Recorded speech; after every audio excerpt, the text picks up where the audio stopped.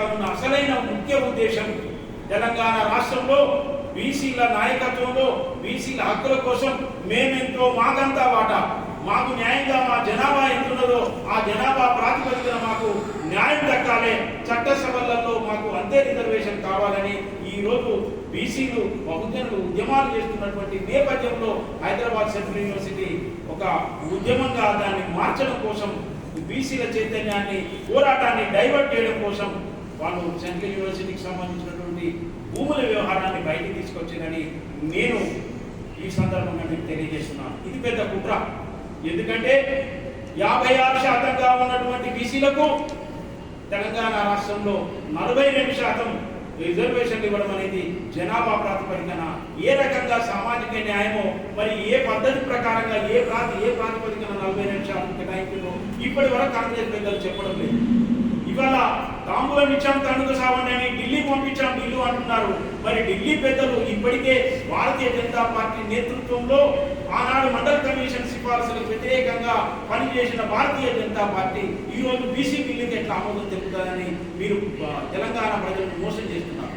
ఆనాడు వీపీ సింగ్ ప్రభుత్వానికి మండల కమిషన్ అమలు చేసిన పాపానికి వీపీ సింగ్ ప్రభుత్వానికి భారతీయ జనతా పార్టీ మద్దతు ఉపసంహరించుకున్న విషయం మీకు తెలియదా?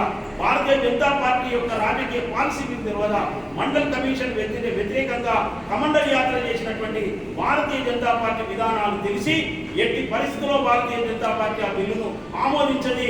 మేమైతే అక్కడికి పంపించామని మీరు చేతులు దులుపుకోవడం కోసం తెలంగాణ ప్రాంతంలో ఉన్నటువంటి తెలంగాణ రాష్ట్ర బీసీలను మోసం చేయడానికి మీరు ఒక తూతు మంత్రంగా బిల్లు పంపించాడే తప్ప మీరు చట్టసభలలో ఆ బిల్లు ఆమోదం పొందడానికి మీ రాజీవ్ గాంధీ, మీ రాహుల్ గాంధీ కానీ, మీ సోనియా గాంధీ కానీ, మీ కేంద్రంలో ఉన్నటువంటి పెద్దలు కానీ ఆ బిల్లుకు ఏ రకమైన ఒక ఉద్యమాన్ని రూపొందించి ఒక ఉద్యమాన్ని కార్యక్రమాన్ని రూపొందించేమన్నా పోరాటం చేస్తున్నారా? చాలా దుర్మార్గమైన విషయం. ప్రజలను తప్పుదో పట్టించుతున్నారు. ఇకపోతే హైదరాబాద్ సెంట్రల్ యూనివర్సిటీలో భూములను ప్రైవేట్ వ్యక్తులకు కట్టబెట్టి ఈరోజు పేద ప్రజలకు విలువైనటువంటి విద్యను దూరం చేసే కుట్రతో సాగుతుంది. లేదనంటే అక్కడ ఉన్నటువంటి కాలుష్యం నుంచి ప్రజలను కాపాడాల్సినటువంటి చెట్లను, బయోడైవర్సిటీని కాపాడాల్సిన మీరు ఇవాళ అక్కడ చెట్లన్నరికి అక్కడ భూములను కాంక్రీట్ జంగలుగా తయారు చేసి ప్రజల ఆరోగ్యాన్ని మీరు దెబ్బతీయడం కొరకు చేస్తున్నటువంటి కుట్రల ద్వారా మీరు కార్పొరేట్ వైద్య సంస్థలకు జేబులు నింపడానికి మీరు కుట్ర చేస్తున్నారు.